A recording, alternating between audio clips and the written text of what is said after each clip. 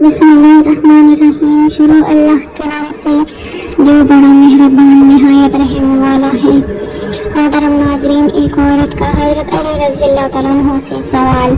علم کے سمندر شیر خدا حضرت علی رضی اللہ تعالیٰ عنہ نے کیا خوبصورت جواب دے کر اس عورت کی رہنمائی فرمائی۔ جانیے ہماری آج کی اس ویڈیو میں۔ تفصیل جاننے کے لیے ویڈیو کو مکمل ضرور دیکھیے گا۔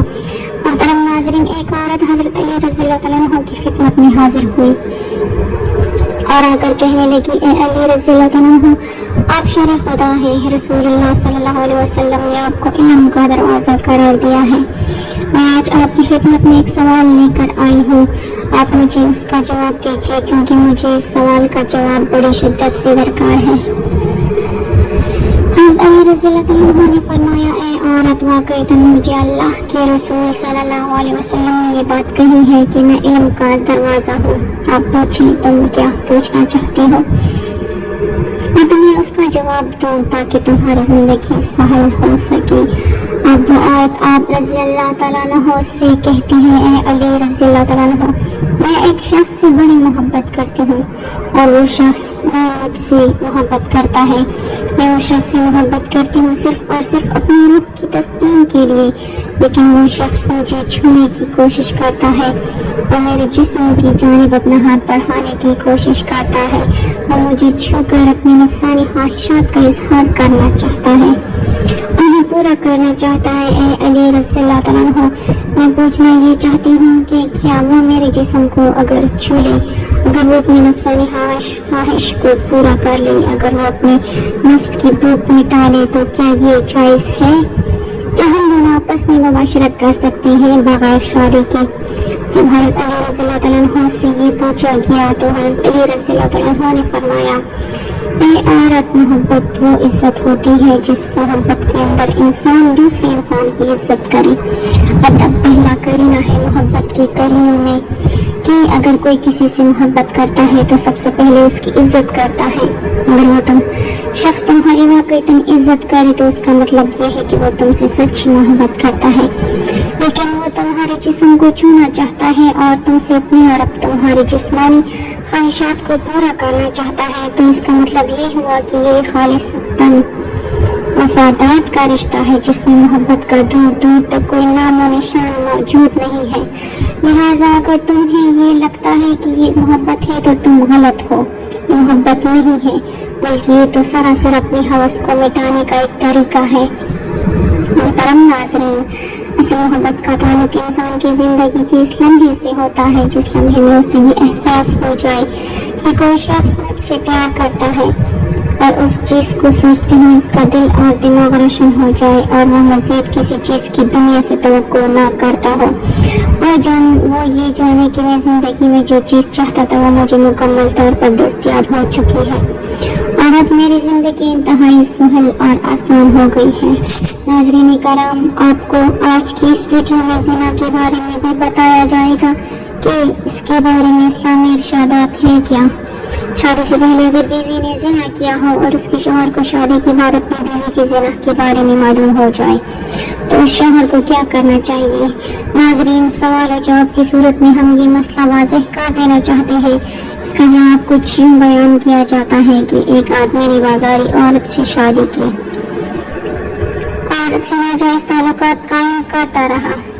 شادی سے پہلے وہ مرد اس عورت سے ناجائز تعلقات قائم کرتا رہا ہے اور اب انہوں نے شادی کر لی، تو کیا ان دونوں کا آپس میں نکاح جائز ہوگا؟ اور اگر شادی کے بعد پتہ چلے کہ میاں بیوی میں سے کسی ایک نے ماضی میں زنا کیا تھا تو ان کے نکاح کا کیا حکم ہوگا؟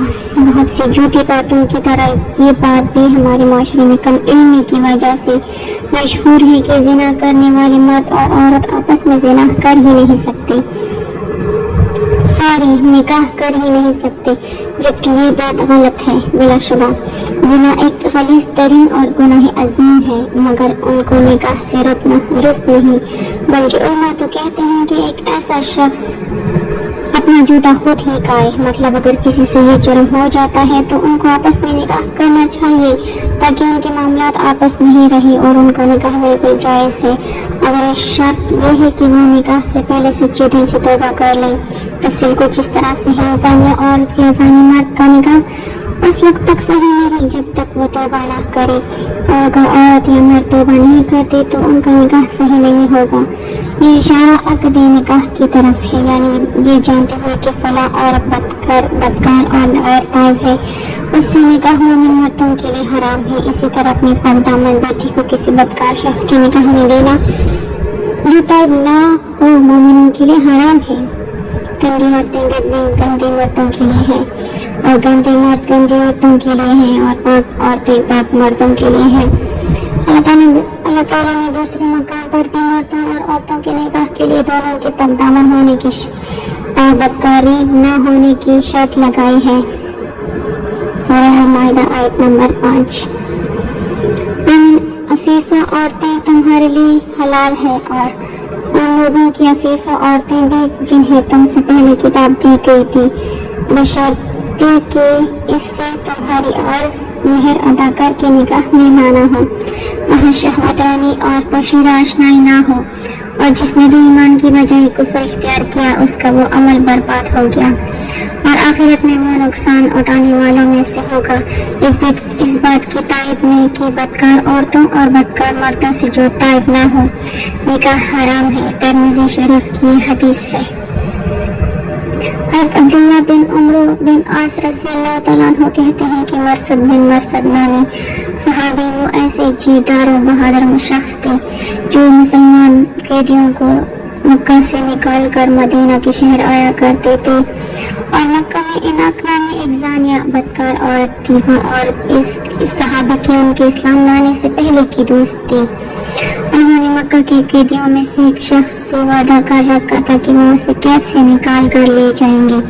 کہتے ہیں کہ میں اسے قید سے نکال کر مدینہ لے جانے کے لیے آ گیا۔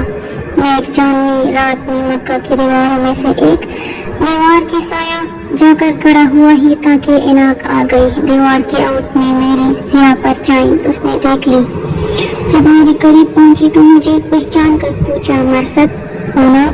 میں نے کہا ہاں مرثد ہوں۔ اس نے خوشامدید کہا اور کہا آج کی رات ہمارے پاس گزارو۔ میں نے کہا اناق اللہ نے زنا کو حرام قرار دیا ہے۔ اس نے شور مچا دیا، اے خیمے والوں دوڑو، یہ شخص تمہارے قیدیوں کو اٹھائے لے جا رہا ہے۔ پھر میرے پیچھے 8 آدمی دوڑ پڑے۔ میں خندمہ نامی پہاڑ کی طرف بھاگا اور ایک غار کے پاس پہنچ کر اس میں گھس کر چھپ گیا۔ وہ لوگ بھی اوپر چڑھ آئے اور میرے سر کے قریب ہی کھڑے ہو کر انہوں نے پیشاب کیا تو ان کے پیشاب کی بوندیں ہمارے سر پر ٹپکی، لیکن اللہ نے انہیں اندھا بنا دیا، وہ ہمیں نہ دیکھ سکے۔ وہ لوٹے تو میں بھی لوٹ کر اپنے ساتھی کے پاس جسے اٹھا کر مجھے لے جانا تھا آ گیا۔ وہ بھاری بھرکم آدمی تھے۔ میں نے انہیں اٹھا کر پیٹ پر لاد لیا۔ اسحر کی جھاڑیوں میں پہنچ کر میں نے ان کی بیڑیاں توڑ ڈالی اور پھر اٹھا کر چل پڑا۔ کبھی کبھی اس نے بھی میری مدد کی، وہ بھی بیڑیاں لے کر چلتا۔ اس طرح ہم مدینہ آ گئے۔ رسول اللہ صلی اللہ علیہ وسلم کے پاس پہنچ کر میں نے عرض کیا، اے اللہ کے رسول صلی اللہ علیہ وسلم، میں اناق سے شادی کر لوں؟ یہ سن کر رسول اللہ صلی اللہ علیہ وسلم خاموش رہے، مجھے کوئی جواب نہیں دیا۔ پھر یہ آیت ترجمہ، زانی زانیہ یا مشرکہ ہی سے نکاح کرے اور زانیہ سے زانی یا مشرک ہی نکاح کرے، مسلمانوں پر یہ نکاح حرام ہے۔ جب آیت نازل ہوئی آپ نے اس آیت کے نزول کے بعد مرثد بن ابی مرثد سے فرمایا اس سے نکاح نہ کرو، ترمذی شریف۔ لیکن اگر زانی مرد یا زانیہ عورت زنا کے بعد سچی توبہ کر لیں اور اپنے گناہ پر شرمندہ ہو تو ان کا آپس میں بھی نکاح جائز ہے اور کسی اور کے ساتھ نکاح بھی جائز ہے۔ جیسا کہ کوئی مشرک مرد یا عورت شرک سے توبہ کرے مسلمان ہو جائے تو ان کے ساتھ نکاح جائز ہے، جیسا کہ اللہ تعالیٰ نے فرمایا، ترجمہ، جس نے توبہ کی اور ایمان لے آیا اور عمل صالح کیا تو یہ لوگ ہیں جن کی برائیاں اللہ نیکیوں میں بدل دے گا، اور اللہ جی ہمیشہ بے حد بخشنے والا نہایت رحم والا ہے۔ دعا ہے کہ اللہ تعالیٰ میرا سنانا اور آپ کا سننا اپنی باری بارگاہ الہی میں قبول اور منظور فرمائے، آمین ثم آمین۔ ناظرین کمنٹ باکس میں اللہ کے 99 ناموں میں سے کوئی ایک نام ضرور ٹائپ کریں۔ اللہ ہم سب کا حامی و ناصر ہو۔